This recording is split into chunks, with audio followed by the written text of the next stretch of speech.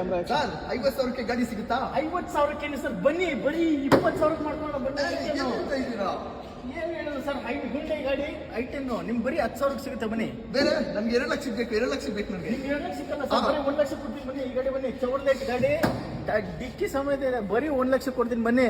Sir ನಮ್ಮ ಮನೇಲಿ 7 ಜನ ಇದ್ದಾರೆ ಸರ್, ದೊಡ್ಡ ಗಾಡಿ ಬೇಕು ನಂಗೆ. ಸರ್ 7 ಗಾಡಿ ಬನ್ನಿ ಸರ್, ನಿಮ್ ಶೋರೂಮ್ಗೆ ಹೋಗೋದು ಬೇಡ, ಇಲ್ಲೇ ಕೊಡ್ತೀರಾ?